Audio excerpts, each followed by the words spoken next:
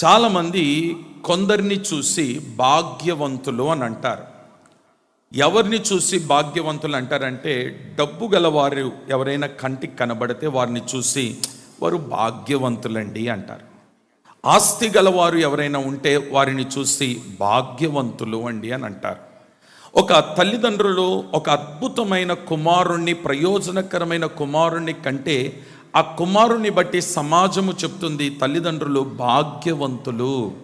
ఆ పిల్లోడిని బట్టి, ఆ కుమారుని బట్టి తల్లిదండ్రులకి ఒక సాక్ష్యం ఏంటంటే, మీరు చాలా భాగ్యవంతులండి, అద్భుతమైన కుమారుని దేవుడు మీకు ఇచ్చున్నాడు అంటే. వారిని, కొందరిని, కొన్నిటిని చూసి ప్రజలు చెప్పే మాట ఏంటంటే భాగ్యవంతులు, భాగ్యవంతులు. అయితే ఈరోజు బైబిల్లో మీకు ఒక వ్యక్తిని మీకు జ్ఞాపకం చేస్తాను. ఈ వ్యక్తి చాలా చిన్నవాడు, వయస్సులో చాలా చిన్నవాడు. రైట్ రైట్ రైట్ రేయ్, ఆ బెత్తం తీసుకొచ్చి పెట్టాడు. వయస్సులో చాలా చిన్నవాడు. ఈ చిన్నతనములోనే దేవుడు ఇతన్ని రాజుగా అభిషేకించినాడు. చిన్న వయసులోనే రాజ్య పరిపాలనలో కూర్చున్నాడు. చిన్న వయసులోనే సింహాసనం మీద కూర్చున్నాడు.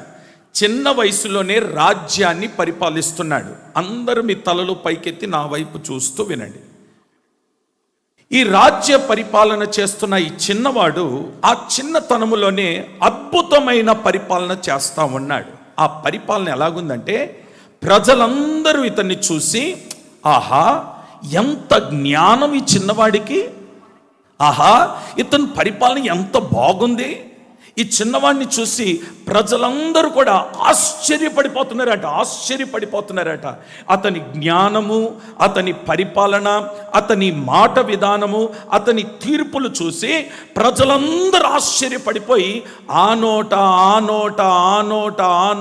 మాట అంతా కూడా రాజ్యమంతా ప్రబలిపోయింది. ఏమనంటే, వయసులో చిన్నవాడే కానీ జ్ఞానములో మహా గొప్పవాడు అని చెప్పి ఆ చిన్నవాడు గురించి ప్రజలందరూ చెప్పుకుంటున్నారండి.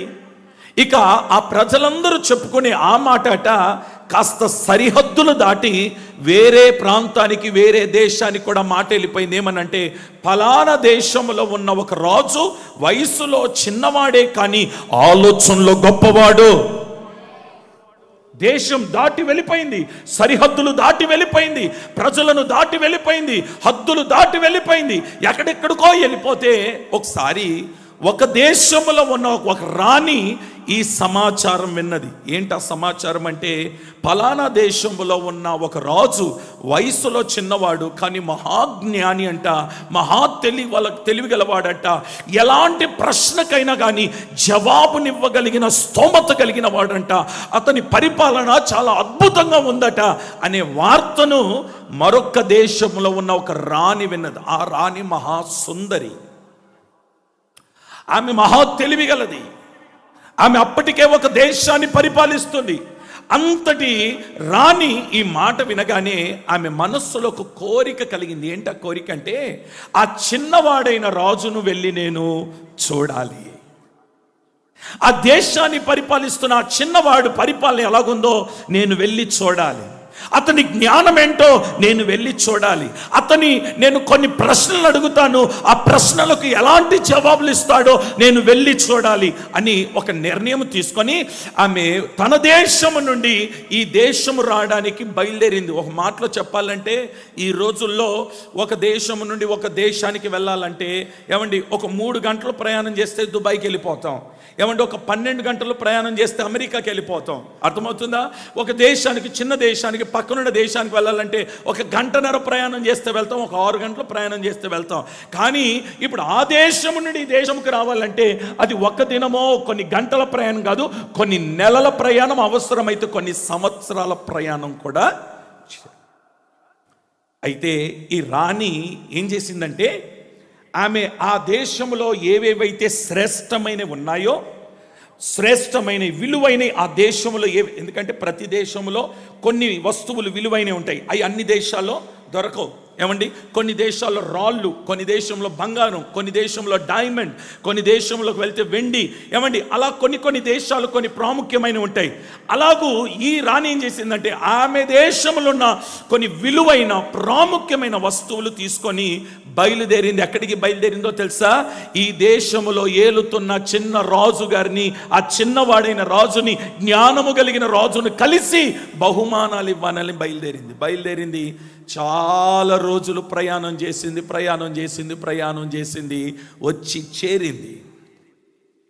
వచ్చి చేరిన తర్వాత అద్భుతమైన విషయం ఏంటంటే, ఆ రాజుగారిని కలిసి ఆయన కొన్ని బహుమానాలు ఇచ్చి ఆయన ఎదురుగా కూర్చొని కొన్ని కఠినమైన చిక్కుముడి ఉన్న కొన్ని ప్రశ్నలు వేసిందంట ఈ చిన్నవాడైన రాజుగారికి. చిక్కుముడి లాంటి ప్రశ్నలు వేసి ఎలా చెప్తాడో చూద్దామని అనుకునేటప్పటికీ ఈమె వేసిన ప్రశ్నకు ఆయన చిరునవ్వుతో ఇచ్చిన జవాబుకి ఆమెకి తల తిరిగిపోయిందండి. ఆమె ఏమంటుందో తెలుసా? ఒక అద్భుతమైన మాట, నీ గురించి నేను విన్నది కొంచెమే, కానీ ఇప్పుడు నేను చూసింది అధికము. కొట్టు చప్పట్లు కొట్టి గట్టిగా స్తోత్రం చెప్పండి ఒకసారి గట్టిగా. హల్లెలూయా! ఎంత అద్భుతమైన మాట ఏంటంటే, రాజా నువ్వు యవనస్తుడివి, వయసులో చిన్నవాడివి, నీ గురించి నేను విన్నది కొంచెమే. నీ దగ్గరికి వచ్చిన తర్వాత నీకు వేసిన ప్రశ్న, నువ్వు చెప్పిన జవాబు, నీ పరిపాలన, ఇవన్నిటిని చూసి నాకు తెలిసింది ఏంటంటే నేను ఏదైతే విన్నానో అది కొంచెమే, కానీ ఇప్పుడు నా కళ్ళతో నేను చూసేది చాలా అధికమైనది నేను చూస్తున్నాను అని చెప్పి ఆయనకి ఏమని చెప్పిందో తెలుసా? నీవు భాగ్యవంతుడివి. స్తోత్రం చెప్పండి ఒకసారి గట్టిగా. ఇప్పుడు ఆ వచనాలు కొద్దిగా చదువుదాం. అందరూ కూడా లేఖనాలు తీయండి. మీరందరూ లేఖనాలు తీయండి. సిస్టర్ స్పష్టంగా చదువుతుంది, నెమ్మదిగా చదువుతుంది. మీరందరూ జాగ్రత్తగా వినండి. మొదటి రాజులు 10వ అధ్యాయం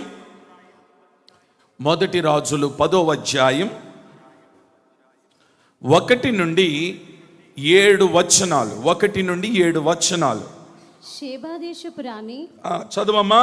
షేబాదేశపు రాణి యెహోవా నామమును గూర్చియు సొలొమోనునకు కలిగిన కీర్తిని గూర్చి విని గూఢార్థము గల మాటల చేత అతని శోధించుటకై వచ్చెను. చూసినారా? గూఢార్థము గల మాటల చేత అతనిని శోధించుటకై వచ్చెను. ఆమె గొప్ప పరివారముతో గంధవర్గమును, విస్తారమైన బంగారమును, రత్నములను ఒంటల మీద ఎక్కించుకొని యెరూషలేమునకు వచ్చెను. సొలొమోను దర్శనం చేసి తనకు తోచిన దానిని అంతటిని బట్టి అతనితో మాట్లాడగా ఆమె వేసిన ప్రశ్నలన్నిటికీ సొలొమోను ప్రత్యుత్తరము చెప్పెను. రాజునకు మరుగైన లేనందున ఆమె ప్రశ్న వేసిన వాటన్నిటిని బట్టి భావము చెప్పెను. షేబారాణి సొలొమోను యొక్క జ్ఞానమును, అతని కట్టించిన మందిరమును, అతని బల్ల మీదనున్న భోజన ద్రవ్యములను, అతని సేవకులు కూర్చుండి పీఠములను, అతని ఉపచారులు కనిపెట్టుటను, వారి వస్త్రములను, అతనికి గిన్నె నందించు వారిని, యెహోవా మందిరమందు అతడు అర్పించు దహన బలులను చూచి విస్మయం పొందెను. రాజుతో ఇట్లా నేను విస్మయం పొందినదై రాజుతో ఇట్లా నేను నీ కార్యములను గూర్చియు జ్ఞానమును గూర్చియు నా దేశమందు నేను వినిన మాట నిజమే అయినను నేను వచ్చి కన్నులార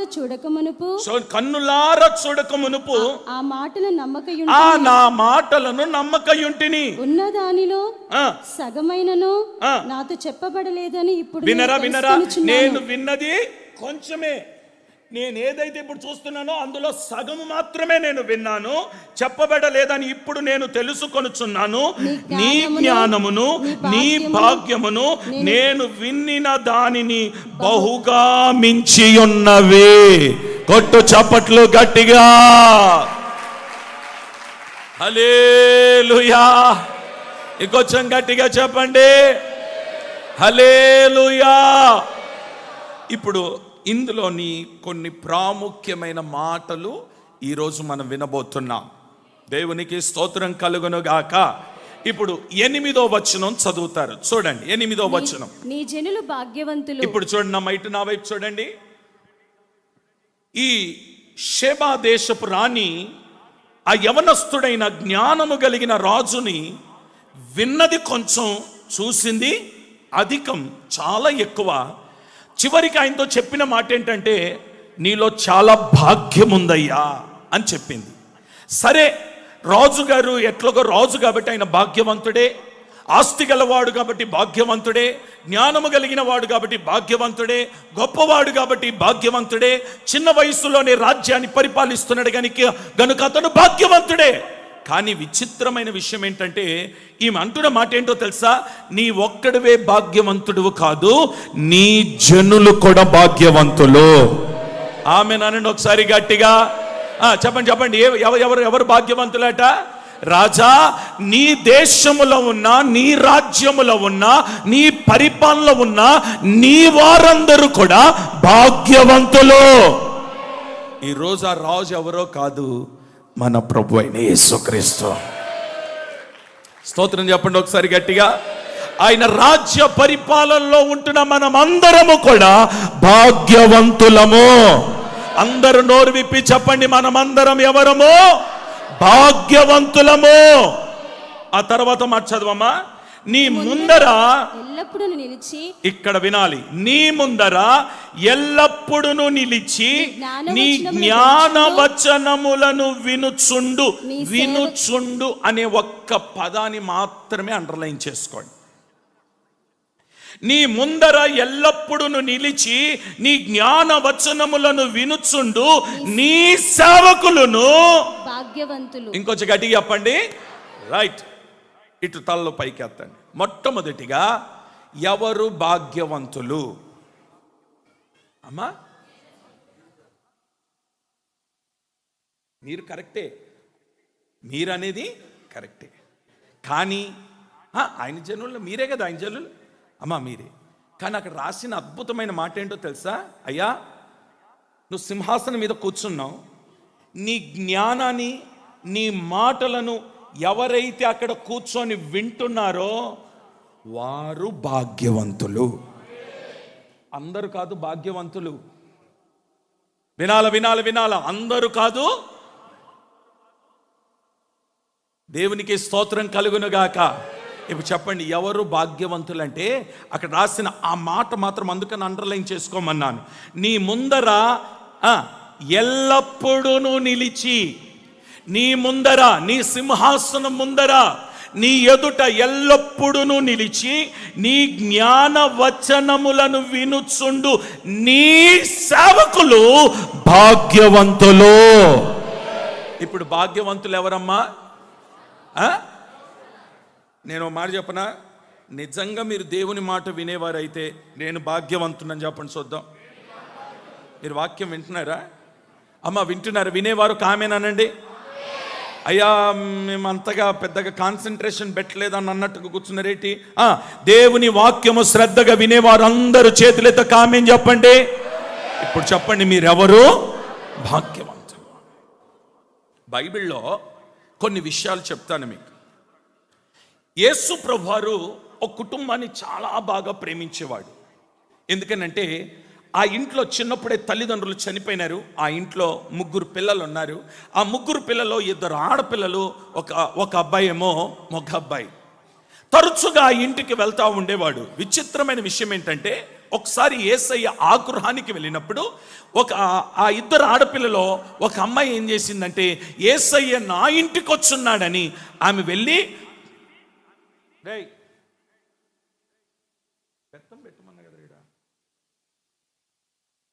యేసయ్య ఆ ఇంటికి వెళ్ళిన తర్వాత యేసయ్య ఆ గృహానికి వచ్చినాడని, అందులో 2లో ఒక ఆవిడ ఏం చేసిందంటే ఆయన కొరకు ఒక మంచి ఆహారము సిద్ధం చేయాలని ఎక్కడికి వెళ్ళింది?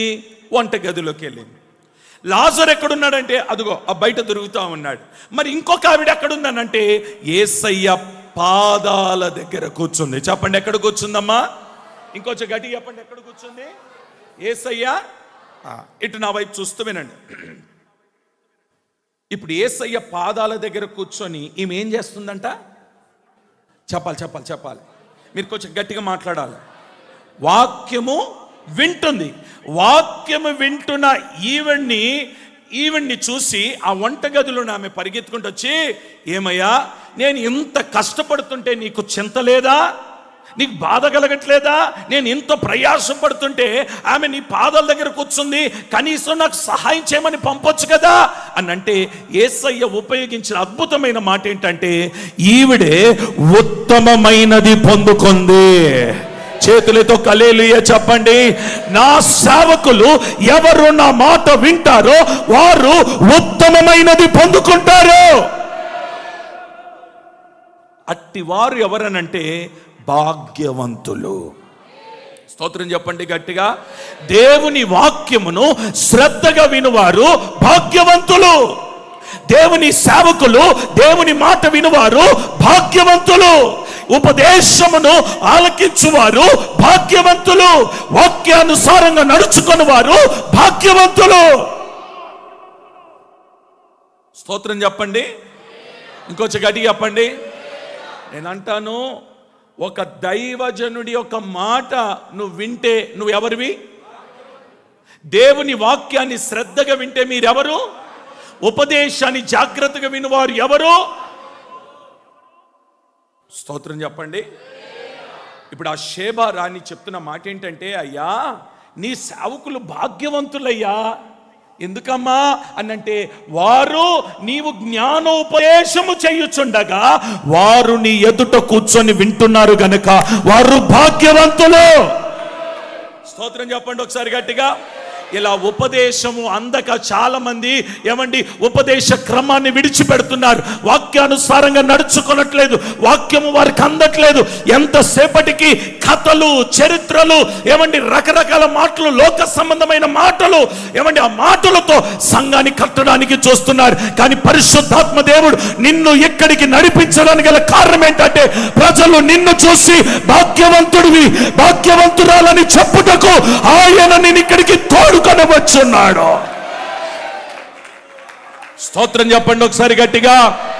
హల్లెలూయా.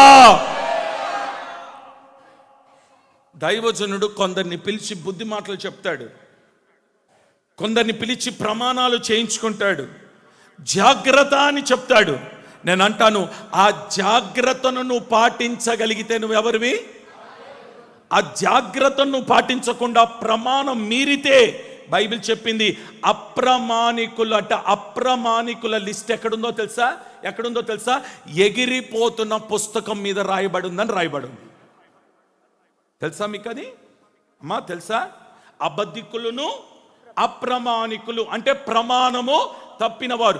ఏ పుస్తకములో రాయబడి ఉందని రాయవలసింది? ఎగిరిపోతున్న పుస్తకం. ఎగిరిపోతున్న పుస్తకము ఎక్కడికి ఎగిరింది అని అంటే, వెళ్ళట అక్కడికి వెళ్ళి ఒక దిమ్మ మీద పడి అగ్నితో కాల్చబడింది అని రాయబడింది. అంటే ఇప్పుడు ఆ పుస్తకం ఏమైపోయింది? కాలిపోయింది.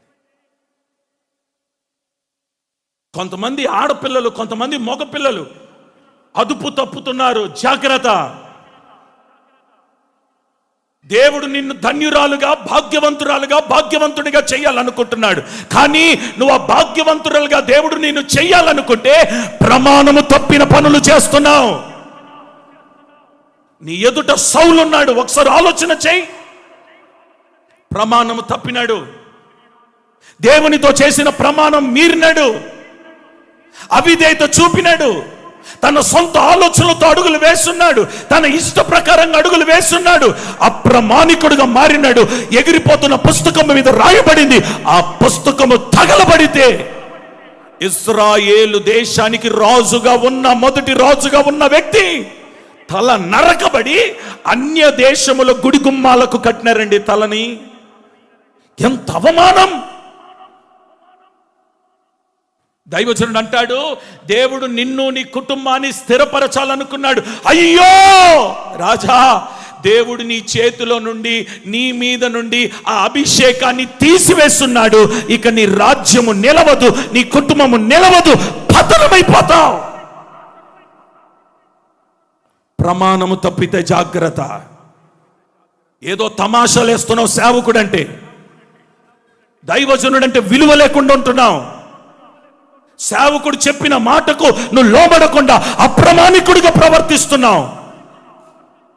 ఆ షేబా దేశపు రాణి అంటుంది, అయ్యా రాజా, నేను విన్నది కొంచెమే, నేను చూసింది అధికము. అందులో మొదటిది ఏంటంటే నీ సేవకులు భాగ్యవంతులు. ఎందుకయ్యా నీ సేవకులు భాగ్యవంతులు అని అంటే అక్కడ రాసిన మాట ఏంటో తెలుసా? వినండి. నీ ముందర ఎల్లప్పుడూ నిలిచి, అమ్మా చెప్పండి, నీ ముందర ఎల్లప్పుడూ, నేనంటాను ఒక రోజు వదిలి ఒక రోజా, ఎల్లప్పుడూ నిలిచి జ్ఞానవచనములను వినుచుండు. జ్ఞానవచనములను అనగా ఉపదేశమును వినుచుండు, దేవుని వాక్యమును వినుచుండు, సేవకుని మాటను వినుచుండు. ఏమండి, దేవుని మాటలు వినుచుండు. నీ సేవకులు భాగ్యవంతులు. స్తోత్రం చెప్పండి ఒకసారి గట్టిగా, ఇంకొంచెం గట్టిగా చెప్దామా? హల్లెలూయా, హల్లెలూయా, హల్లెలూయా. ఇప్పుడు చెప్పండి, ఎవరు భాగ్యవంతులు? దేవుని మాట వినుచున్నవారు. కొంచెం గట్టిగా చెప్పండి అమ్మా, ఎవరమ్మా భాగ్యవంతులు? యోహాను సువర్తమానంలో మాట రాస్తుంది, చదవండి ఒకసారి. 5వ అధ్యాయం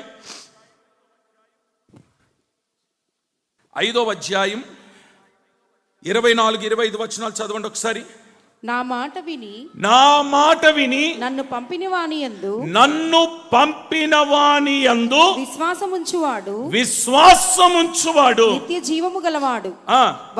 వినండి. నా మాట విని, అది అండర్లైన్ చేసుకోండి చాలు.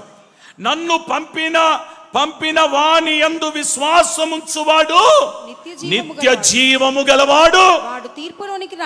వాడు తీర్పులోనికి రాక మరణములో నుండి జీవములోనికి దాటి ఉన్నాడని మీతో నిశ్చయముగా చెప్పుచున్నాను. మృతులు దేవుని కుమారుల శబ్దము విను గడియ వచ్చుచున్నది, ఇప్పుడే వచ్చి ఉన్నది. దానిని వినువారు జీవింతురని మీతో నిశ్చయముగా చెప్పుచున్నాను. ఇది చూడండి అమ్మా, నా వైపు చూడండి. ఈరోజు ఒక గొప్ప ఉపదేశాన్ని దేవుడు నీకు బోధిస్తున్నాడు.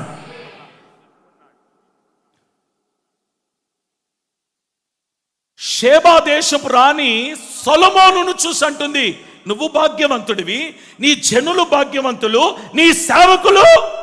ఎందుకయ్యానంటే నీ మాట వారు వినుచున్నారు గనుక. ఒక్క మాట అడుగుతాను, అంతటి కంటే గొప్పవాడు కాదా మన యేసయ్య? సొలొమోను కంటే గొప్పవాడు కాదా మన యేసయ్య? సొలొమోను కంటే గొప్పవాడు మన యేసయ్య అన్నవారు గట్టిగా చేతులెత్తి కామెంట్ చెప్పండి. ఆయన మాట వింటున్నావా? భాగ్యవంతుడు కావాలని కోరిక నీకు ఉంది కదా, భాగ్యవంతురాలు అవ్వాలని కోరిక నీకులో ఉంది కదా. నేను అంటాను, నువ్వు భాగ్యవంతుడు భాగ్యవంతురాలు అవ్వాలన్నా ఖచ్చితంగా దేవుని మాటను విని తీరవలసిందే. దేవుని మాట ఏంటంటే తెలుసా?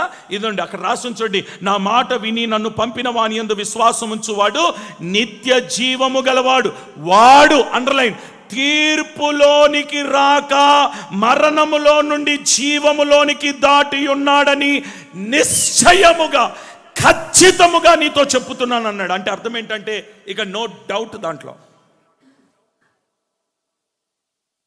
మా నాన్నగారు ఈ మాట వచ్చేటప్పటికి ఏమంటాడో తెలుసా? Verily verily I say unto you.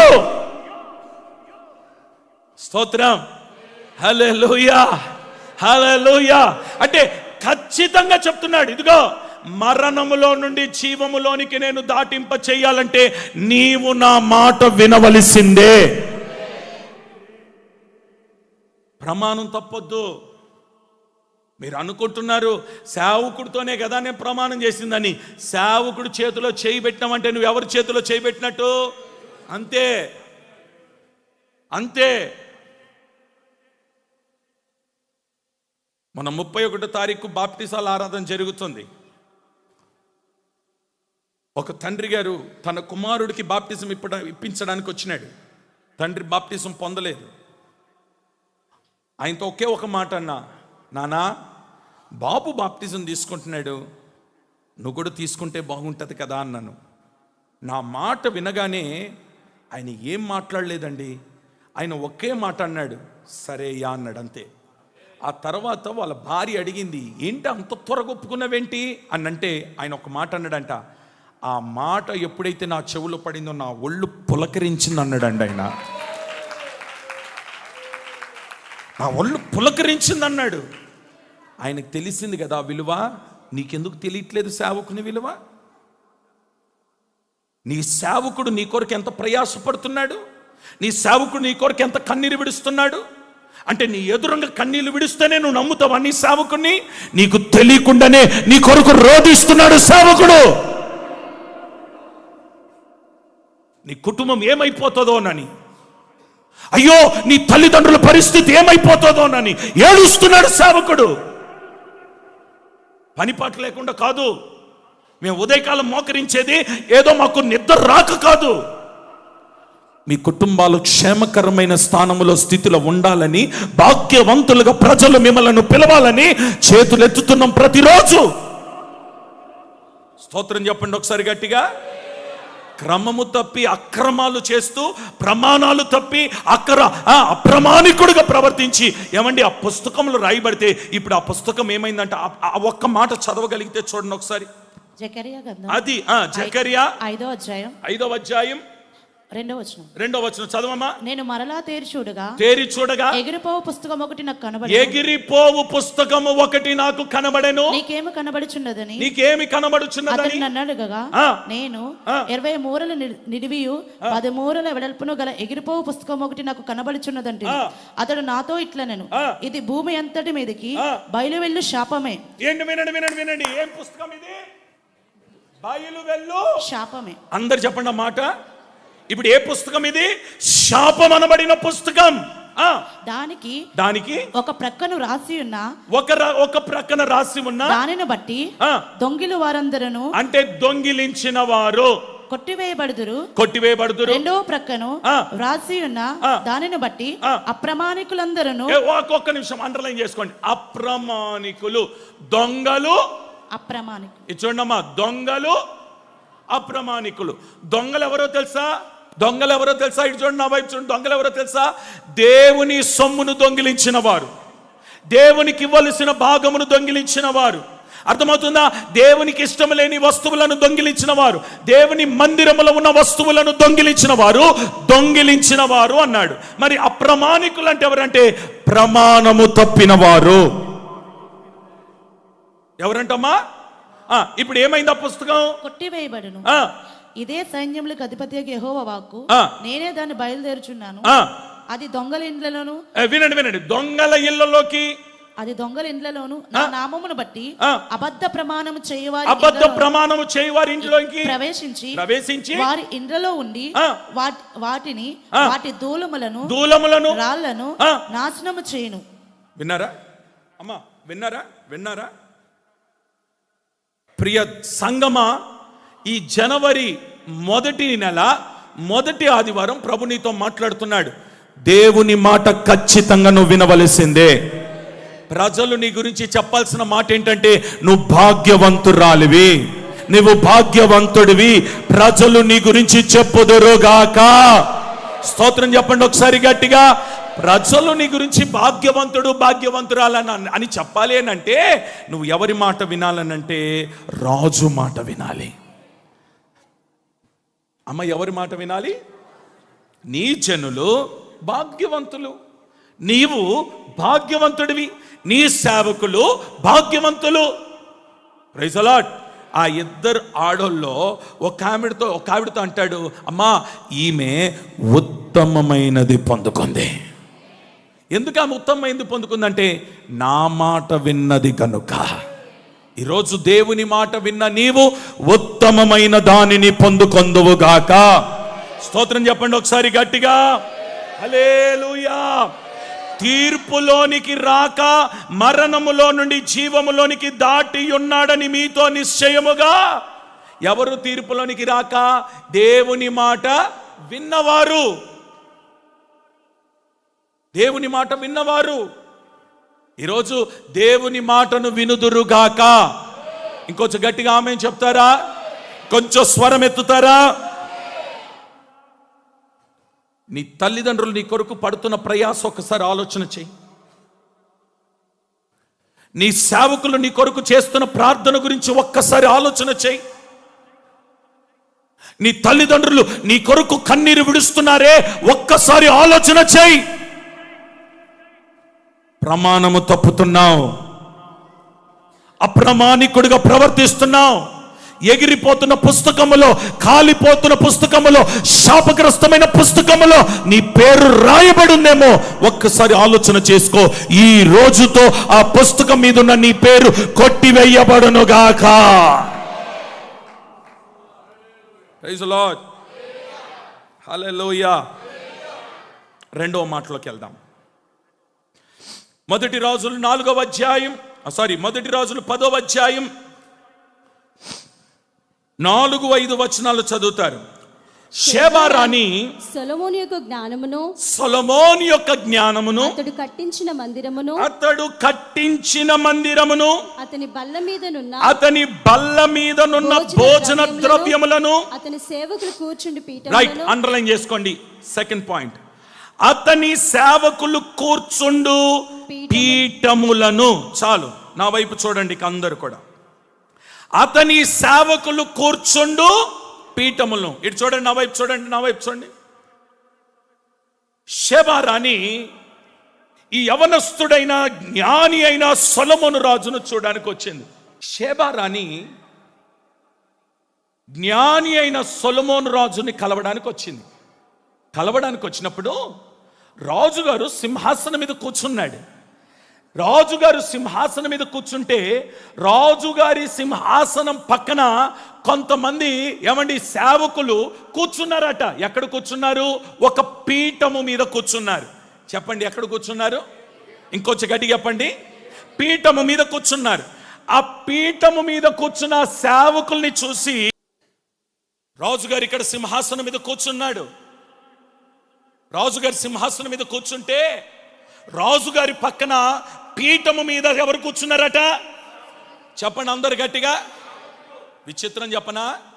ఆ షేబా రాణి రాజును చూసి భాగ్యవంతుడు అన్నది, పీఠము మీద కూర్చున్న సేవకుల్ని కూడా భాగ్యవంతులోనన్నది. ఎందుకన్నది ఆ మాట? ఈ పీఠము మీద కూర్చున్న సేవకుల్ని భాగ్యవంతులని ఎందుకన్నదంటే, రాజుగారి పక్కన కూర్చొని ఆ పీఠము యొద్ద కూర్చొని రాజుగారి మాటలను ఆలకిస్తున్న సేవకుల్ని చూసి వీరు భాగ్యవంతులు అంటే ఆ భాగ్యము వారికి దొరికింది. స్తోత్రం చెప్పండి గట్టిగా.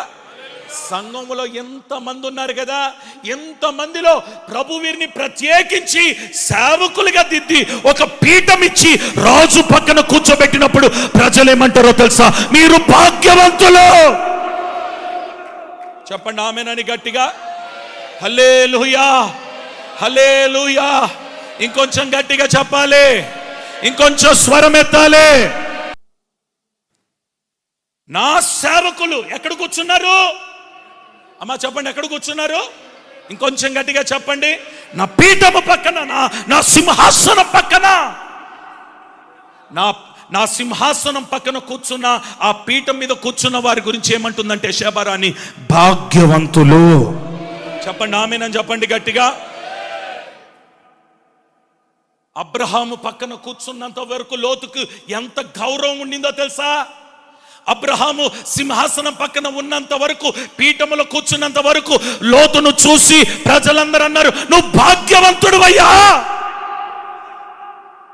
అబ్రహామును కలుపుకొని తిరిగినన్ని రోజులు, అబ్రహాము వెంట తిరిగినన్ని రోజులు, అబ్రహాముతో కలిసి ఉన్నన్ని రోజులు, అబ్రహాముతో కలిసి వ్యాపారము చేసినన్ని రోజులు, అబ్రహాముతో కలిసి గుడారములు వేసుకున్నన్ని రోజులు లోతు భాగ్యవంతుడు. అబ్రహాముకు కలిగిన ఆశీర్వాదాన్ని లోతుకి ఇచ్చినాడు దేవుడు. ఎప్పుడైతే లోతు తన పీఠాన్ని మార్చుకున్నాడో, ఎప్పుడైతే లోతు తన కుర్చీని మార్చుకున్నాడో, ఎప్పుడైతే లోతు అబ్రహామును విడిచిపెట్టినాడో, ఇప్పుడు ఎక్కడికి వెళ్ళినాడో తెలుసా? పంచాయతీలు తీర్చడానికి వెళ్ళి ఆ సొదొమ ఎక్కడ గవిని దగ్గర కూర్చున్నాడని రాయబడి ఉంది. చూడండి, ఎక్కడ కూర్చున్నాడమ్మా? కొంచెం గట్టిగా చెప్పండి, ఇంకొంచెం గట్టిగా చెప్పండి, ఇంకొంచెం గట్టిగా చెప్పండి. భాగ్యవంతుడైన లోతు సొదొమ గవిని దగ్గర ఎప్పుడైతే కూర్చోవడం ప్రారంభించినాడో ఏమైందో తెలుసా? పతనానికి దారి తీసినాడు. సావుకులారా, ఇక్కడ కూర్చున్న ప్రభు మీతో మాట్లాడుతున్నాడు. జనవరి 1వ ఆదివారం ప్రభు నీతోనే మాట్లాడుతున్నాడు. మీరు రాజుగారి సింహాసనం పక్కన పీఠం వేసుకొని కూర్చున్నారు. మీరు భాగ్యవంతులైన మీరు గవిని దగ్గర ఇక కూర్చోడానికి వీల్లేదు, పీఠము దగ్గర కూర్చోడానికి వీల్లేదు, వేరే స్థలములో మీరు కూర్చోడానికి వీల్లేదు, పంచాయతీల దగ్గర మీరు కూర్చోడానికి వీల్లేదు. మీరు ఎక్కడ కూర్చోవాలంటే రాజు స్వరము వినే స్థలములో కూర్చోవాలి. కొట్టు చప్పట్లు గట్టిగా, హల్లెలూయా. చెప్పండి గట్టిగా, హల్లెలూయా. ఇంకొంచెం గట్టిగా, హల్లెలూయా. నీ గవిని దగ్గర ఏం పని? ఊరు గవిని దగ్గర నీకేం పని? నేను ఎవరు అక్కడ కూర్చోమన్నారు? అయ్యో, అబ్రహాముతో సమానంగా ఆశీర్వదించబడిన లోతు, ఏమైపోయింది నీ ఆస్తి? ఏమైపోయింది నీ గొర్రెలు? ఏమైపోయినా నీ మేకలు అని అంటే లోతు అంటాడు, ఇదిగో ఎప్పుడైతే ఆ రాజుగారి యాజకుడి పక్కన సేవకుడి పక్కన కూర్చోవలసిన నేను అక్కడ నుండి ఇక్కడికి వచ్చున్నాను, మందను పోగొట్టుకున్నాను, ఆశీర్వాదం పోగొట్టుకున్నాను, రాజ్యాన్ని పోగొట్టుకున్నాను, సంతోషాన్ని పోగొట్టుకున్నాను, ఆనందాన్ని పోగొట్టుకున్నాను, కుటుంబాన్ని పోగొట్టుకున్నాను, దీవెనలు పోగొట్టుకున్నాను, మందను పోగొట్టుకున్నాను. ఇప్పుడు నేను ఏమైపోయినానంటే భ్రష్టులైపోయినానయ్యా. ప్రభు మాట్లాడుతున్నాడు ఈరోజు. పరిశుద్ధాత్ముడు నీతో మాట్లాడుతున్నాడు. నువ్వు కూర్చోవలసింది రాజు సింహాసనం పక్కన పీఠము వేసుకొని కూర్చో. రాజు మాట వినడానికి కూర్చో, రాజు స్వరము వినడానికి కూర్చో. స్తోత్రం చెప్పండి ఒకసారి గట్టిగా, ఇంకొంచెం గట్టిగా చెప్పండి, హల్లెలూయా. పేతురు ఎక్కడున్నావు? నిన్నటి వరకు యేసయ్య అంట తిరిగినాడు, యేసయ్య పక్కనే కూర్చున్నాడు, యేసయ్య ఉన్న పడవలో ఉన్నాడు, యేసయ్య కూర్చున్న భోజన పంతులో కూర్చున్నాడు, యేసయ్య రొట్టె విరిచినప్పుడు ఉన్నాడు, యేసయ్య చేపలు పంచినప్పుడు ఉన్నాడు, యేసయ్య ఏమండి ఇదిగో పన్ను కట్టాలన్నప్పుడు కూడా యేసయ్య పక్కనే ఉన్నాడు పేతురు. యేసయ్య పక్కనున్న పేతురు ఇప్పుడు ఎక్కడున్నాడో తెలుసా? చలిమంటల దగ్గర కూర్చున్నాడు. పీఠం మార్చినాడు, స్థలము మార్చినాడు. ఎప్పుడైతే చలిమంటల దగ్గర కూర్చున్నాడో, అయ్యో, ఆ రోజు నుండి వేదన, ఆ రోజు నుండి దుఃఖం, ఆ రోజు నుండి తట్టుకోలేని బాధ, ఆ రోజు నుండి భయంకరమైన శ్రమ, చిన్న పిల్లలు మొదలుకొని పెద్దల వరకు ఆయనను చూసిన వారందరూ అవమానపరుస్తున్నారు. ఆ అవమానానికి గల కారణం ఏంటంటే స్థలం మార్చినాడు, పీఠము మార్చినాడు. షేబారాణి అంటుంది, నీ సేవకులు భాగ్యవంతులు. చెప్పండి గట్టిగా, ఆమె చెప్పండి ఒకసారి గట్టిగా. నీ సేవకుడు భాగ్యవంతులు అని ఆమె చెప్పడానికి గల కారణం ఏంటంటే రాజుగారి సింహాసనం పక్కన నీ సేవకులు పీఠము వేసుకొని కూర్చొని ఉన్నారు. ప్రభు మాట్లాడుతున్నాడండి ఈరోజు. పగలంతా యేసయ్యతో పాటు తిరిగినాడు యోధ. యేసయ్య పక్కనే కూర్చున్నాడు, యేసయ్యతో పాటు తిరిగినాడు, యేసయ్య చేసిన అద్భుతాలు చూసున్నాడు, యేసయ్య ఇచ్చిన ఆహారాన్ని తిన్నాడు. రాత్రవగానే రాజకీయం చేయడానికి బయలుదేరినాడు. దొంగలతో పాటు కూర్చున్నాడు, రాజకీయ నాయకులతో పాటు కూర్చున్నాడు, పీఠము మార్చినాడు. ఏమైపోయినాడు యోధ? యోధ ఏమైపోయినాడు? ప్రభు చెప్తున్నాడు, యేసయ్యతో కూర్చున్న నీవు మరణము వరకు ఆయనతోనే ఉండాలి. చెప్పామేనని చెప్పు గట్టిగా. పీఠము మార్చొద్దు, రాజకీయంలోనికి దిగొద్దు, నీకు పంచాయతీ అవసరం లేదు. చెప్పరే ఆమనని. చలిమంటలు అవసరం లేదు. చావైనా బ్రతుకైనా నీ క్రీస్తు కొరకే నువ్వు బ్రతకాలి, క్రీస్తు కొరకే నువ్వు చావాలి. బ్రతుకుట క్రీస్తే. స్తోత్రం చెప్పండి, స్తోత్రం చెప్పండి. తినడానికి ఆహారం దొరకదు, మీకు కరువు వస్తుంది, కష్టాలు వస్తాయి, పిల్లలకు కూడా తిండి పెట్టలేని స్థితి వస్తుంది. పీఠం వదిలేసి వెళ్ళినావా అంతకంటే భ్రష్టుడు అయిపోతావు. పీఠము దగ్గరనే ఉంటే రాజు తినే ఆహారం ఒక రోజు నీ నోటి దగ్గరికి రాబోతుంది, నీ చేతి దగ్గరికి రాబోతుంది, నీ ఇళ్లలోకి రాబోతుంది. చెప్పండి గట్టిగా ఆమేనని. హల్లెలూయా, హల్లెలూయా. పీఠము వదలదు. ప్రభు నీకు ఇచ్చిన స్థానం. ప్రజలు చెప్తున్నారు నువ్వు భాగ్యవంతుడివి. స్తోత్రం చెప్పండి ఒకసారి గట్టిగా. ఇంకొంచెం గట్టిగా చెప్పండి. ఇంకొంచెం గట్టిగా చెప్పండి. నీ భాగ్యాన్ని విడిచిపెట్టొద్దు. దేవుడు నీకు ఇచ్చిన స్థానాన్ని విడిచిపెట్టొద్దు. దేవుడు నీకు ఇచ్చిన పీఠాన్ని విడిచిపెట్టొద్దు. ఈ రోజు నుండి పేతురు మాదిరిగా చలి పంటల దగ్గర కూర్చోవద్దు. లోతు మాదిరిగా పంచాయతీ రాయి మీద కూర్చోవద్దు. గవిని దగ్గర కూర్చోవద్దు. యూదా మాదిరిగా రాజకీయంలో తిరగొద్దు. నువ్వు చేయవలసిన పని ఏంటంటే యేసయ్యతో పాటు, రాజుతో పాటు పీఠము దగ్గర కూర్చోగలిగితే నీ స్థానాన్ని, నీ స్థాయిని దేవుడు మార్చబోతున్నాడు. ప్రజలు ఏమంటారో తెలుసా? నీవు భాగ్యవంతుడివి. హల్లెలూయా, హల్లెలూయా. చేతులెత్తి గట్టిగా హల్లెలూయా. ఇంకొంచెం గట్టిగా చెప్పండి హల్లెలూయా.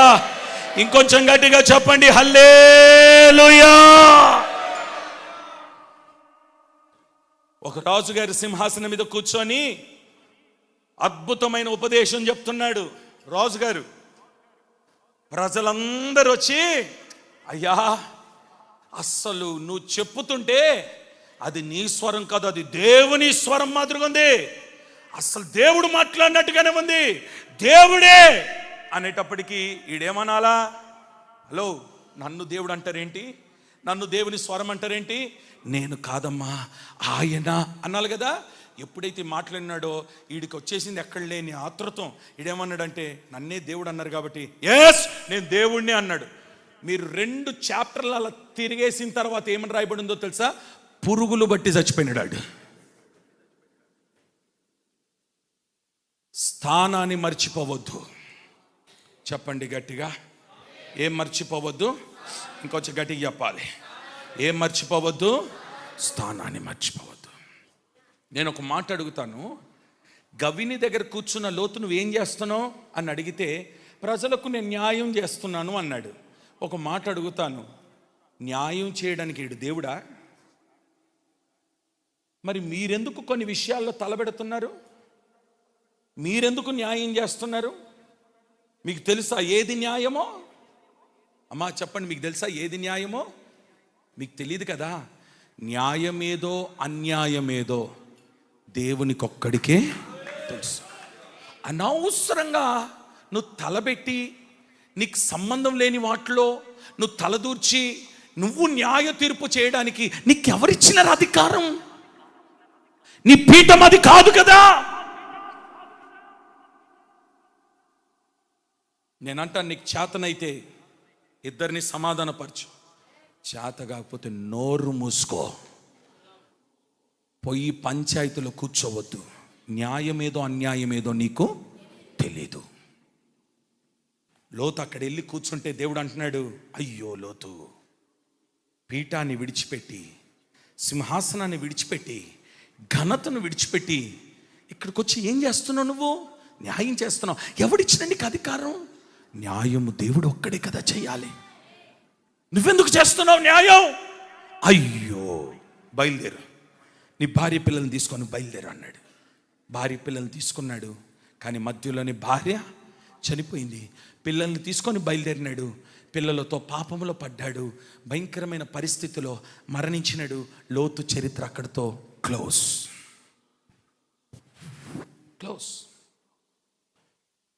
నేను ఒక మంచి మాట చెప్తాను ఈరోజు. నీవు చనిపోయినా కానీ నీ సాక్ష్యం బ్రతికే ఉండాలి. గట్టిగా చెప్పామేనని. ఇంకొంచెం గట్టిగా చెప్పండి. ఈరోజు యేసన్న గారు మన మధ్యలో లేరు.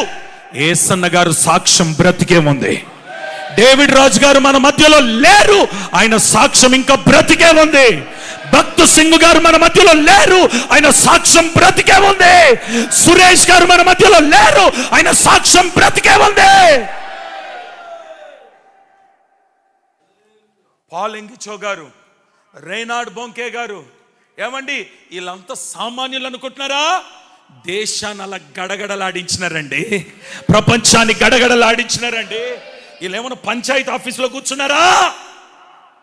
దేవుడిచ్చిన పీఠము మీద కూర్చున్నారు. అలా నా సేవకులు పీఠము మీద కూర్చున్నారు. షేబారాణి వచ్చి అంటుంది, రాజా నీ సేవకులు భాగ్యవంతులు. Praise the lord, praise the lord, praise the lord. బలిపీఠం మీద పెట్టబడిన నీవు బలిపీఠం దిగడానికి వీల్లేదు. బలిపీఠం మీద పెట్టబడిన నీవు, నీ మీద కట్టలు పేర్చబడాలి, నువ్వు కాల్చబడాలి, నువ్వు మధురముగా మార్చబడాలి, నీ ధూపము దేవుడు అంగీకరించాలి. Praise the lord. ఒక్కసారి బలిపీఠం ఎక్కిన నీవు బలిపీఠం దిగడానికి వీల్లేదు. బలిపీఠం మీద నువ్వు మండించబడాలి, బలిపీఠం మీద నువ్వు కాల్చబడాలి, బలిపీఠం మీద నువ్వు తగలబడాలి, బలిపీఠం మీదకి వచ్చిన నీవు ధూపం వేయబడాలి.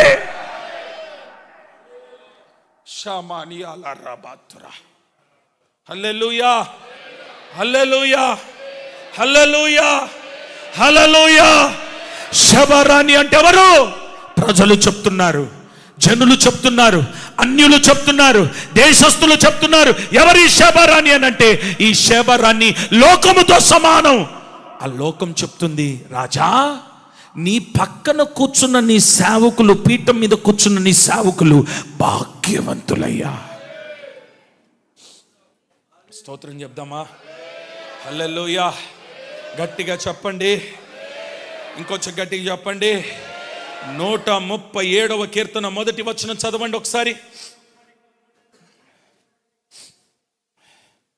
137వ కీర్తన మొదటి వచనం. అమ్మా, బబులోను నదుల యొద్ద కూర్చుండి ఉన్నప్పుడు, మళ్ళీ చదువు. బబులోను నదుల యొద్ద కూర్చుండి ఉన్నప్పుడు మనము సియోనును జ్ఞాపకం చేసుకొని. వినండి వినండి, ఎక్కడ కూర్చున్నారంట వీళ్ళు? బబులోను నదుల యొద్ద కూర్చున్నారంట. ఎక్కడ కూర్చున్నారు? బబులోను నదులు. బబులోను అంటేనే దేవునికి ఇష్టం లేని పట్టణం. ఇప్పుడు ఎక్కడ కూర్చున్నారు వాళ్ళు? మొదటి అధ్యాయం మొదటి కీర్తన మొదటి వచనంలో రాయబడిన మాట చూడండి. దుష్టుల ఆలోచన చెప్పున నడవక, పాపుల మార్గంలో నిలవక. అపహాసకులు ఇప్పుడు చెప్పండి, ఎక్కడ కూర్చోవద్దు? అమ్మా, ఎక్కడ కూర్చోవద్దు? తమాషాలు వేసే వారి దగ్గర కూర్చోవచ్చా? జోకులు వేసే వారి దగ్గర కూర్చోవచ్చా? బూతులు మాట్లాడే వారి దగ్గర కూర్చోవచ్చా? తాగుబోతుల దగ్గర కూర్చోవచ్చా? నువ్వు కూర్చునే స్థానం ఏదో తెలుసా? రాజుగారి సింహాసనం పక్కన వేయబడిన పీఠము మీద కూర్చోవాలి నువ్వు. దుష్టులు కూర్చునే చోటన కాదు కూర్చోవలసింది, అపహాసకులు కూర్చునే చోట కాదు నువ్వు కూర్చోవలసింది, పర్యాసాలు ఆడేవారి చోట కాదు నువ్వు కూర్చోవలసింది, ఏమండి తమాషాలు ఆడేవారి చోట్ల కాదు నువ్వు కూర్చోవలసింది, సేవకుడికి సేవకు వ్యతిరేకంగా పని చేస్తున్న వారి దగ్గర కాదు నువ్వు కూర్చోవలసింది. నువ్వు కూర్చోవలసిన స్థలం ఏంటంటే దేవుని పట్టణములో కూర్చో, రాజ్యములో కూర్చో, రాజు పక్కన కూర్చో, రాజు నీ కొరకు వేసిన పీఠము మీద కూర్చో. ప్రజలు నిన్ను భాగ్యవంతులనుదురుగాక. కొంచెం గట్టిగా, ఇంకొంచెం గట్టిగా. థర్డ్ పాయింట్, సేవకులు కూర్చుండు పీఠములను. నెక్స్ట్, అతని ఉపచారులు కనిపెట్టుటను. ఇటు చూడండి, అతని ఉపచారులు కనిపెట్టుటను. నా వైపు చూస్తూ వినండి, ఏం చేస్తున్నారంట? ఉపచారులు ఏం చేస్తున్నారు? ఇంకొంచెం గట్టిగా చెప్పండి, ఇటు నా వైపు చూడండి. సేవకులేమో పీఠము దగ్గర కూర్చుంటే ఆ సేవకులను ఏమన్నదేమే? భాగ్యవంతురాలన్నది. ఉపచారులు అంటే పరిచర్య చేస్తున్న వారు రాజును ఏం చేస్తున్నారంట? గట్టిగా కనిపెట్టుకొని ఉన్నారు. కనిపెట్టుకుంటున్న ఉపచారులను చూసి ఇప్పుడు ఏమంటుందో తెలుసా? వీరు భాగ్యవంతులు. స్తోత్రం చెప్పండి. ఇప్పుడు చెప్పండి, ఎవరిని కనిపెట్టుకొని ఉన్నారు? అమ్మా, ఎవరిని కనిపెట్టుకొని ఉన్నారు ఈ ఉపచారులు? దేని కొరకు కనిపెట్టుకొని ఉన్నారో తెలుసా? మా రాజుగారికి ఏమైనా అవసరం అయితే, మా రాజుగారికి ఏదైనా కావాల్సి వస్తే, మా రాజుగారికి ఒకవేళ దిగితే, మా రాజుగారు ఒకవేళ ఏమైనా మాట్లాడాలనుకుంటే, మా రాజుగారికి ఏమైనా నీళ్ళు ఇవ్వాల్సి వస్తే, ఇదిగో నేను ఉన్నాను కనిపెట్టుకొని ఉన్నారట. స్తోత్రం చెప్పండి, కొంచెం గట్టిగా చెప్పండి. ఆపద వస్తే, అపాయము కలిగితే, కీడు వస్తే, ఏ పరిస్థితిలోనైనా నా రాజును నేను కాపాడుకోవాలని ఉపచారము చేయుటకు వారు కనిపెట్టుకొని ఉన్నారు. వారు భాగ్యవంతులయ్యా. ఇందులో మీరు నేర్చుకోవాల్సిన మాట చెప్తాను. మీకు ముందే చెప్పినాను, షేబారాణి చాలా అందగత్తి. చెప్పండి, చాలా. ఇప్పుడు రాజుగారిని చూడడానికి వచ్చినప్పుడు, చూడండి అమ్మా, వినాలి, రాజుగారిని ఈమె చూడడానికి వచ్చినప్పుడు ఈ ఉపచారము చేసేవారు ఎవరిని చూస్తున్నారు? ఆ మాట గట్టిగా చెప్పాలి. షేబారాణిని చూసినారా? అందగత్తి కదా. రోడ్డు మీద పోస్టర్ కనబడగానే టక్కమని తిరిగి వస్తున్నవే.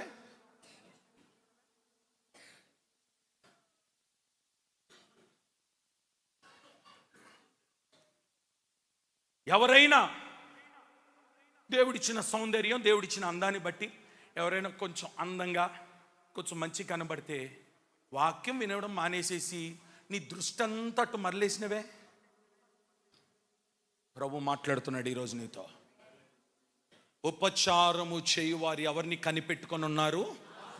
రాణినా, అందగత్తినా, ఆమె బట్టలా, ఆమె నడకనా? నువ్వు వచ్చింది ఎక్కడికో తెలుసా? రాజు కూర్చున్న స్థలానికి వచ్చున్నావు. చెప్పామేనని గట్టిగా. రాజుగారు ఉన్న స్థలానికి వచ్చున్నావు. రాజు కూర్చున్న బలిపీఠం దగ్గరికి వచ్చున్నావు. రాజు కూర్చున్న సింహాసనం దగ్గరికి వచ్చున్నావు. రాజుగారి పక్కనున్న పీఠము దగ్గర ఉన్నావు. నువ్వు ఉపచారకుడు అయితే ఎవరిని కనిపెట్టుకుని ఉండాలి? కనిపెట్టుకో. లోకాన్ని కాదు, లోక అందాన్ని కాదు, లోక సంబంధమైన కార్యక్రమాలు కాదు, లోక సంబంధమైన వాటిని కాదు నువ్వు చూడవలసింది. నువ్వు చూడవలసింది ఏంటంటే నీ కొరకు ప్రాణ త్యాగము చేసిన ఆ రాజాది రాజును నీవు చూడాలి. నీ దృష్టి అటు ఇటు మరలకూడదు. అటు ఇటు కాదు నువ్వు చూడవలసింది. ఎవరు పడితే వాళ్ళని కాదు నువ్వు చూడవలసింది. ఎక్కడ పడితే అక్కడ కాదు నువ్వు చూడవలసింది. ఏది పడితే అది కాదు నువ్వు చూడవలసింది. నీ ఒకే ఒక దృష్టి యేసయ్య మాత్రమే. యేసయ్య మీద మాత్రమే నీ దృష్టి నిలపాలి. ప్రజలు అడుగుతారు, ఏంటి నీ గురి? నా గురి యేసయ్య. ఎవరు నీకు ఇష్టం? యేసయ్య. నీ దృష్టి ఎక్కడ? యేసయ్య. ఏంటి నీ ఆలోచన? యేసయ్య. నీ మనసు ఏంటి? యేసయ్య. నీ హృదయం ఏంటి? యేసయ్య.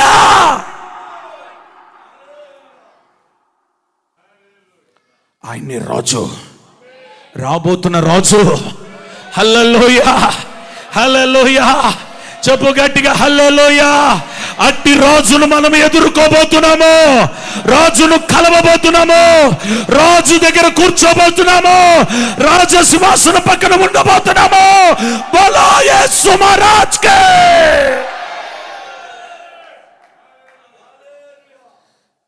దేవునికి మహిమ కలుగును గాక.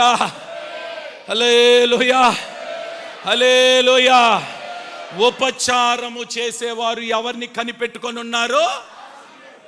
వచ్చిన వాళ్ళని కాదు. ఎంతో మంది వస్తారు, ఎంతో మంది పోతారు. ఇంకో మాట చెప్పనా? ఇది చూడాల. షేబారాణి వచ్చేటప్పుడు ఏం తీసుకొచ్చిందంట? బంగారం తెచ్చింది, రత్నాలు తెచ్చింది, ఏమండి ధూలాలు తెచ్చింది, గంధము తెచ్చింది. ఇవన్నీ తీసుకొచ్చి రాజు దగ్గర నిలబెడితే ఇప్పుడు ఈ ఉపచారము చేసేటోళ్ళు ఆమె తెచ్చిన వస్తువులను చూసినారా? ఆయనను చూసినారా? అంతే. యేసు రక్తమే. అంటే ఆ వస్తువుల మీద కూడా వారికి ధ్యాస. స్తోత్రం చెప్పండి ఒకసారి గట్టిగా.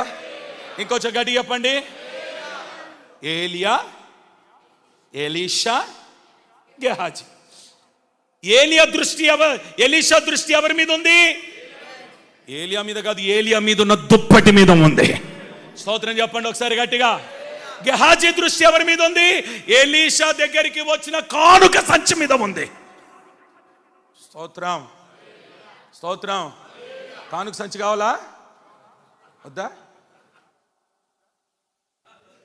హల్లెలూయా, హల్లెలూయా. ఎదురా కానుక సంచి పట్టరా. యేసు రక్తమే. మొన్న ఎవరో నేనే చూసినట్టున్న ప్రార్థన చేస్తున్నప్పుడు, డాక్టర్ నిలబడు, కానుక తెచ్చినాడు. కానుక తెచ్చినాడు వేసి వెళ్ళిపోవాలా? ఇట్లా అంటున్నాడు. అర్థమైందా? మీకు అర్థమైందా? వేసినాడు ఇట్లా వేసి వెళ్ళిపోవాలి కదా. ఇట్లా అంటున్నాడు. అంటే ఆడి దృష్టి అంతా ఎక్కడుంది? ఆడు ఇప్పుడు దేని కొరకు వచ్చినట్టు? షేబారాణి కానుక తెచ్చింది, బంగారం తెచ్చింది, ఏమండి రత్నాలు తెచ్చింది, అన్నీ తెచ్చిస్తుంటే ఈయన ఎంతసేపటికి ఈ కూర్చున్న సేవకులు సంచిని చూస్తున్నారా, రాజుని చూస్తున్నారా? ఏం మాట్లాడతాడో, దగ్గుతున్నాడేమో. ఇచ్చినవరా నీళ్ళు ఎప్పుడైనా? కణాలు ఇచ్చినారంట ఆయనకి. స్తోత్రం చెప్పండి ఒకసారి గట్టిగా, ఇంకోసారి గట్టిగా చెప్పండి. నేను అంటాను, రాజును కనిపెట్టుకొని ఉండాలి. ఆ రాజే మన ప్రభు అయిన యేసుక్రీస్తు. త్వరగా రాబోతున్న రాజును కనిపెట్టుకొని ఉండు. రాకడ కొరకు కనిపెట్టుకొని ఉండు. మేఘముల మీద వచ్చుచున్న రాజును కనిపెట్టుకొని ఉండు. ఆ రాజు వచ్చి నీ స్థానాన్ని మార్చబోతున్నాడు. నీ దృష్టి దీని మీద కాదు, నీ దృష్టి మనుషుల మీద కాదు, నీ దృష్టి అందాల మీద కాదు, నీ దృష్టి లోకం మీద కాదు. అందము సౌందర్యము వ్యర్థం. స్తోత్రం. ఇంకొంచెం గట్టిగా. ఎంతో మంది అందగత్తిలు 20-25 దాటక ముందే పోయినారు. ఎందుకు పోయినారో తెలుసా? వాళ్ళకు దేవుడిచ్చిన అందాన్ని బట్టి వాళ్ళు గర్వించి. ఏం చేసి? చెప్పండి గట్టిగా, ఏం చేసి? జాగ్రత్త. దేవుడు చక్కని కనుబొమ్మలు ఇచ్చినాడు నీకు, చక్కని జుట్టు ఇచ్చినాడు. నీకు ఇష్టం వచ్చినట్టు కత్తిరేస్తావా దాని మీద? దీన్ని సన్నగా గీస్తావా?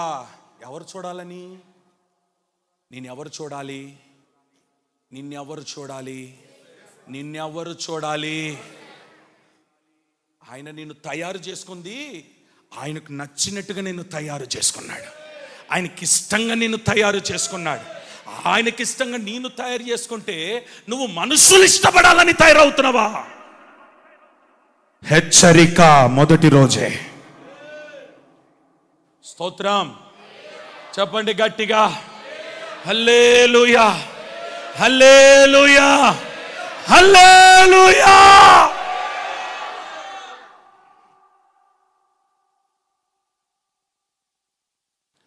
ఉపచారము చేసేవారు ఎవరిని కనిపెట్టుకొని ఉన్నారు? హెబ్రీయులకు రాసిన పత్రిక 12వ అధ్యాయం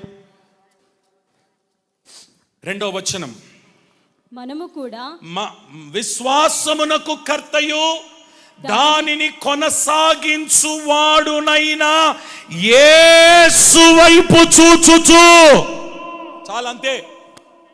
ఎవరి వైపు చూచుచు? సేవకులారా మీరందరూ గట్టిగా చెప్పండి, ఎవరి వైపు చూడాలి మీరు? విశ్వాసులారా మీరు చెప్పండి, మీ బ్రదర్ చెప్పండి, ఎవరి వైపు చూడాలి మీరు? అమ్మలారా మీరు గట్టిగా చెప్పండి, ఎవరి వైపు చూడాలి? క్వైర్ పిల్లలు చెప్పండి, ఎవరి వైపు చూడాలి? బ్రదర్స్ చెప్పండి, ఎవరి వైపు చూడాలి మీరు? యేసు వైపు చూడండి. స్తోత్రం, స్తోత్రం. మీరు యేసు వైపు చూడగలిగితే యేసయ్య పోలికలోనికి మీరు మారబోతున్నారు. యేసయ్య స్వరూప్యంలోనికి రాబోతున్నారు. యేసయ్య లాంటి సుందరమైన ఓ రూపాన్ని దేవుడు నీకు ఇవ్వబోతున్నాడు.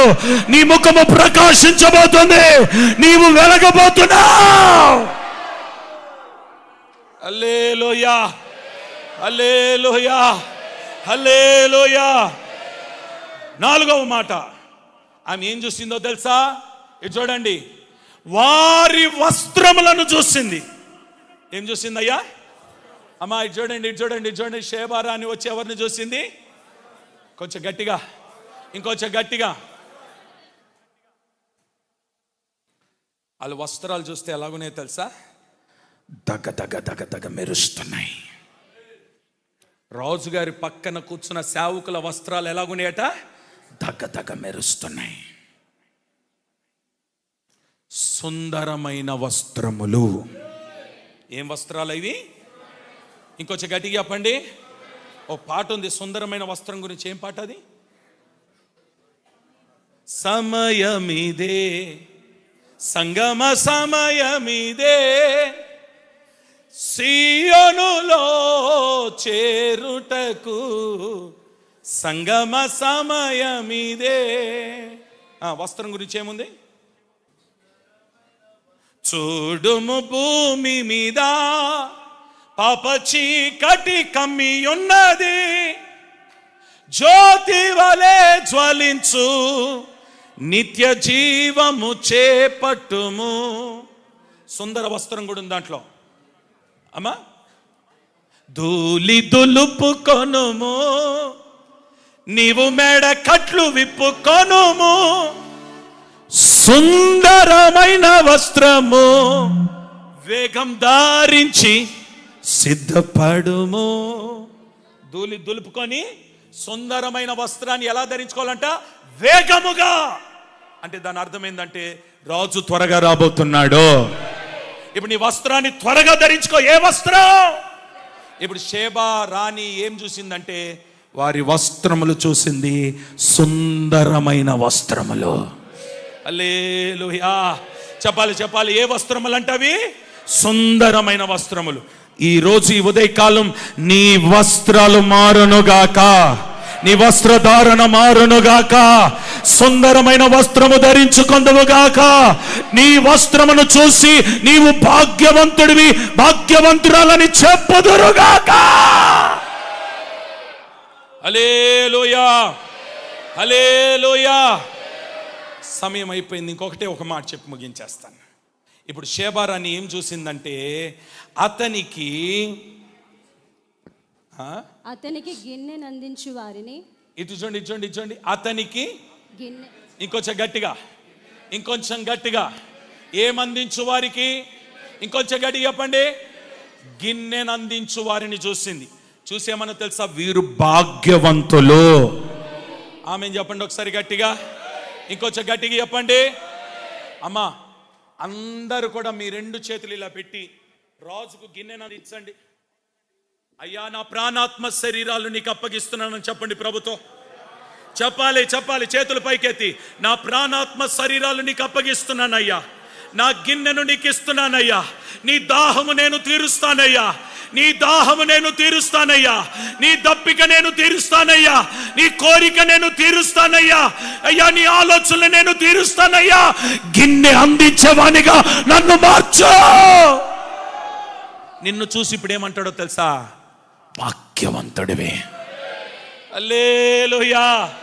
అమ్మా, మీరేమై ఉండాలి? ఇప్పుడు గిన్నెను అందించేవారై ఉండాలి, ఆయన దాహము తీర్చేవారై ఉండాలి, ఆయన దప్పికను తీర్చేవారై ఉండాలి, ఆయన ఆకలి తీర్చేవారై ఉండాలి, ఆయన మనసులను కోరికను తీర్చేవారై ఉండాలి, ఆయన హృదయాన్ని తృప్తి పరిచే వారిగా మారిపోవుదురుగాక.